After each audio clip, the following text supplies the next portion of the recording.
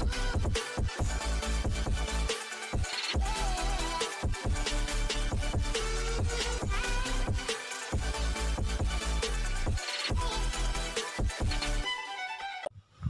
assalamualaikum warahmatullahi wabarakatuh, kawan-kawan semua. Salam satu hobi, salam sukses untuk kita semua. Baik kawan-kawan, di pertemuan kali ini saya akan membagikan satu lagi kisah saya, ya, cerita saya dengan bonsai kelapa.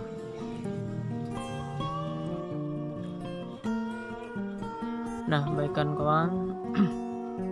Jadi sebelum saya memasuki ke inti ceritanya, ya, jadi sebelumnya saya ingin ceritakan, jadi saya sudah mempunyai seorang anak, ya. Jadi pada waktu itu anak saya baru berumur sekitar 8 bulan. Jadi kebetulan waktu itu sedang tanggal tua, ya. Jadi saya belum gajian, ya, kurang lebih sekitar tanggal 27 atau 28. Nah, di tempat koperasi pun biasa tempat saya ngambil barang, ngambil susu untuk anak saya dan lain-lain. Kebetulan barangnya kosong. Kebetulan uang saya pun hanya tinggal 50.000, ya kawan-kawan. Kebetulan waktu itu bank juga jauh dari tempat kerja saya. Kebetulan saya kerjanya ya kawan-kawan mungkin tahu sendiri, di kebun kelapa sawit itu jauh dari akses, ya. Jadi saya pun bingung, terus saya bingung gimana ini anak saya harus minum susu, sedangkan susunya habis, di koperasi pun habis, dengan uang tinggal 50.000 satu-satunya. Sedangkan kawan-kawan mungkin sudah tahu lah, harga susu itu ya kurang lebih 95 sampai 100.000, ya, untuk di daerah saya. Mungkin kawan-kawan pun pernah mengalami, ya, mungkin yang sudah punya anak seperti saya ini. Jadi seperti itu. Jadi mulai masuk ke cerita, saya pun bingung, ya, dengan kondisi seperti itu. Posisi uang tinggal 50.000, bank jauh, dan koperasi juga susu untuk bayi juga kosong, ya. Akhirnya saya ke rumah saudara saya, ya, yang kebetulan jaraknya lumayan jauh, ya. Waktu itu niatnya ya ingin meminjam uang, ya. Tapi kebetulan di situ ada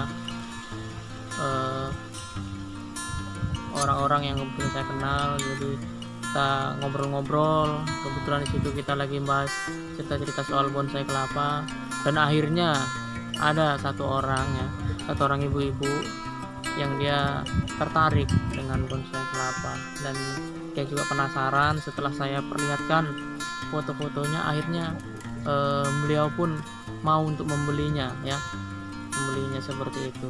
Jadi ya alhamdulillah, akhirnya setelah pulang dari situ, akhirnya saya mengambil bonsai saya tadi, dan posisinya waktu itu sudah malam, ya kawan-kawan. Jadi sudah malam, karena ya bisa dibilang sangat mendesak. Akhirnya saya pun malam itu juga saya nekat mengantarkannya, walaupun tempatnya cukup lumayan jauh, ya. Ya mungkin kawan-kawan pun yang sudah punya anak pasti mengalaminya. Apapun akan dilakukan untuk anak, ya, untuk si buah hati. Jadi malam itu pun langsung saya antarkan, ya. Jadi sebenarnya waktu itu orangnya memesan 4 buah, ya, seperti itu. Jadi 4 buah, namun malam itu saya hanya bisa membawa 2. Jadi akhirnya saya pun bawa 2, ya.